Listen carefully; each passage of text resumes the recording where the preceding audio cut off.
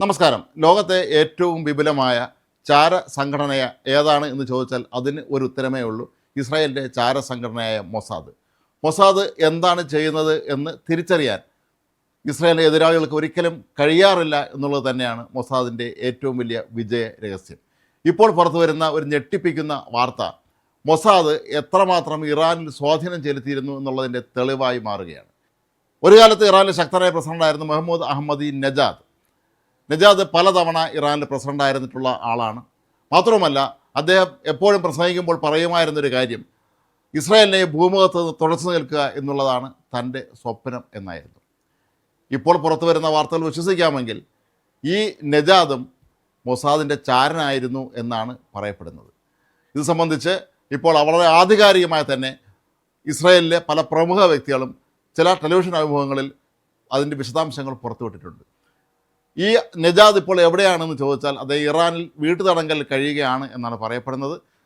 നജാദിൻ്റെ ഈ ഒരു നീക്കം മനസ്സിലാക്കിയ Islamic revolutionary guard corps IRGC എന്ന ഇറാനിലെ ഏറ്റവും ശക്തമായ സൈനിക വിഭാഗം അദ്ദേഹത്തെ പിടികൂടി വീട്ടുതടങ്കലാക്കിയിരിക്കുന്നു എന്നാണ് പറയപ്പെടുന്നത്. ഏതായാലും നജാദുമായി ബന്ധപ്പെട്ട് ഈ ഇസ്രായേലിൻ്റെ ചാരസംഘടന നടത്തിയ നീക്കങ്ങൾ വളരെ വിപുലമാണ്.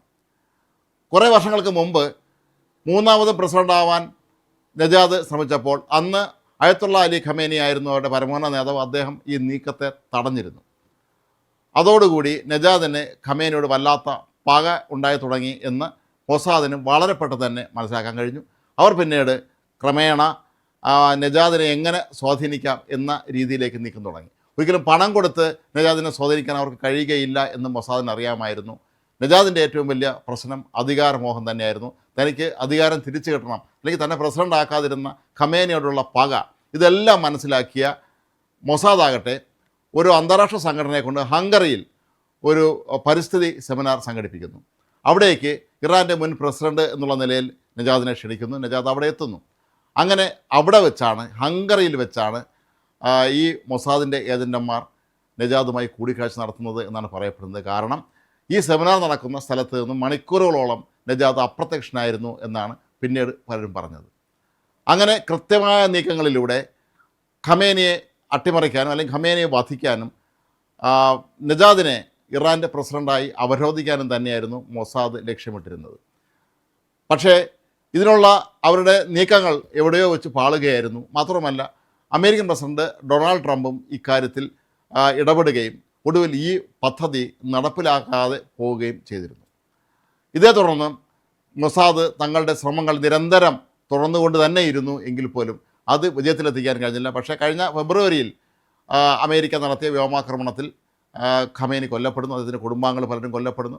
അങ്ങനെ അവരുടെ ആ ഒരു ദൗത്യം അവിടെ പൂർത്തിയാവുന്നു എങ്കിൽ പോലും നജാദുമായി മൊസാദിനുള്ള ബന്ധത്തെക്കുറിച്ചുള്ള ചില സംശയങ്ങൾ അന്ന് തന്നെ ഇറാന് ഉണ്ടായിരുന്നു, IRGCക്ക് ഉണ്ടായിരുന്നു. അങ്ങനെ അവർ അതുവഴി വിപുലമായ തോതിലുള്ള അന്വേഷണവും നടത്തുന്നുണ്ടായിരുന്നു. നജാദ് ചില അനുയായികളുമായി നടത്തിയ രഹസ്യ നീക്കങ്ങളും അദ്ദേഹം ഹംഗറിയിൽ നിന്ന് പിന്നീട് മറ്റു ചില വിദേശ രാജ്യങ്ങളിലേക്ക് നടത്തിയ സന്ദർശനങ്ങളുടെയൊക്കെ തന്നെ വിശദാംശങ്ങൾ അവർ തേടുകയായിരുന്നു. അവിടെ ആരെയൊക്കെ കണ്ടു, എന്തൊക്കെ ചർച്ച നടത്തി എന്നുള്ള കാര്യങ്ങളൊക്കെ തന്നെ ഇവർ അന്വേഷിക്കുന്നുണ്ടായിരുന്നു. ഏതായാലും ഈ ഒരു കാലയളവിൽ മൊസാദും നജാദുമായി വളരെ നല്ലൊരു വ്യക്തിബന്ധം, ഒരടുപ്പം ഉണ്ടായി എന്നാണ് പറയപ്പെടുന്നത്. മാത്രവുമല്ല, കഴിഞ്ഞ ഫെബ്രുവരിയിൽ ഇസ്രായേൽ നടത്തിയ ഒരു വ്യോമാക്രമണത്തിൽ നിന്ന് നജാദ് അന്ന് അത്ഭുതകരമായി രക്ഷപ്പെടുകയായിരുന്നു. എന്നാൽ ഈ അപകടത്തിൻ്റെ തൊട്ട് പിന്നാലെ അപകടത്തിന് രക്ഷപ്പെട്ട നജാദിനെ ഒരു കറുത്ത കാറിൽ ഈ മൊസാദ് മറ്റൊരു സ്ഥലത്തേക്ക്, സുരക്ഷിത സ്ഥാനത്തേക്ക് മാറ്റുകയായിരുന്നു എന്ന് വാർത്തകൾ പുറത്തു വന്നിരുന്നു. പിന്നീട് വളരെ നാടകീയമായിട്ട് അദ്ദേഹം പുറത്തു വരികയായിരുന്നു എന്നാണ് പറയപ്പെടുന്നത്.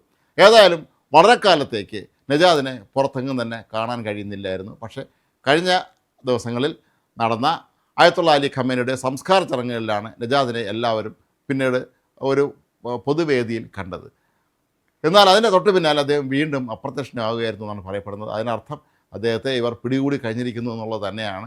ഏതായാലും മുൻ പ്രസിഡന്റ് ചാരപ്പണി നടത്തിയതായി ഇറാൻ ഇനിയും സ്ഥിരീകരിച്ചിട്ടില്ല. പക്ഷേ അത് സംബന്ധിച്ച് അമേരിക്കൻ ഉദ്യോഗസ്ഥന്മാർ തന്നെയാണ് ഇപ്പോൾ അവിടുത്തെ ടെലിവിഷൻ ചാനലുകൾക്ക് ഇത് സംബന്ധിച്ചുള്ള വിശദാംശങ്ങൾ പകർന്നു നൽകിയിരിക്കുന്നത്.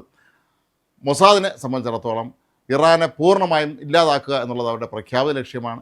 അവരുടെ ഭരണാധികാരികളെ ഇല്ലാതാക്കുക, അവിടുത്തെ സൈനിക സംവിധാനങ്ങൾ തകർക്കുക തുടങ്ങിയ ഓരോ വിഭാഗങ്ങളിലേക്കും നുഴഞ്ഞു കയറി ചെന്ന് തന്നെയാണ് അവർ തങ്ങളുടെ ദൗത്യങ്ങൾ നിറവേറ്റിയത്. നമുക്കറിയാം, ഹമാസിനും ഹിസ്ബുള്ളയ്ക്കൊക്കെ നേരെ നടന്ന ആക്രമണങ്ങളിലൊക്കെ തന്നെ ടെഹ്റാനിൽ വ്യാപകമായ തോതിൽ മൊസാദ് ചാരന്മാരുണ്ടായിരുന്നു എന്നാണ് പറയപ്പെടുന്നത്. ഇറാനിലെ തന്നെ പല ഉന്നത ഉദ്യോഗസ്ഥന്മാരും രാഷ്ട്രീയ പ്രമുഖരുമൊക്കെ തന്നെ മൊസാദിൽ നിന്ന് പണം കൈപ്പറ്റിക്കൊണ്ട് സ്വന്തം നാട്ടുകാരെ ഒറ്റിക്കൊടുക്കുകയായിരുന്നു എന്നുള്ള ആരോപണങ്ങൾ പുറത്തു വന്നിരുന്നു. ചിലരെയൊക്കെ തന്നെ ഇറാൻ വധശിക്ഷയ്ക്ക് വിധേയരാക്കിയിരുന്നു.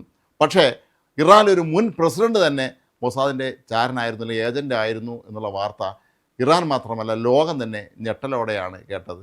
ഏതായാലും ഇതിൻ്റെ ആധികാരികതയെക്കുറിച്ച് ഇനിയും നമുക്ക് വ്യക്തമായ യാതൊരു തരത്തിലുമുള്ള തെളിവുകളോ മറ്റോ ലഭിച്ചിട്ടില്ല. ഒരു പക്ഷേ ഇത് ഒരു വ്യാജ വാർത്തയാകാനുള്ള സാധ്യത തള്ളിക്കളയാൻ കഴിയുകയില്ല എന്നാണ് നമുക്ക് ഒരു ഭാഗത്തു നിന്ന് ചിന്തിക്കുമ്പോൾ തോന്നുന്നത്. എങ്കിൽ പോലും ഏറ്റവും ആധികാരികതയുള്ള ചില ഉദ്യോഗസ്ഥന്മാരാണ് ചില മാധ്യമങ്ങളോട് ഈ കാര്യം വെളിപ്പെടുത്തിയത് എന്നുള്ളത് കൊണ്ട് തന്നെ ഇത് ശരിയാകാൻ തന്നെയാണ് സാധ്യത. കാരണം നജാദിനെ ഇപ്പോൾ പുറത്തെങ്ങും കാണുന്നില്ല.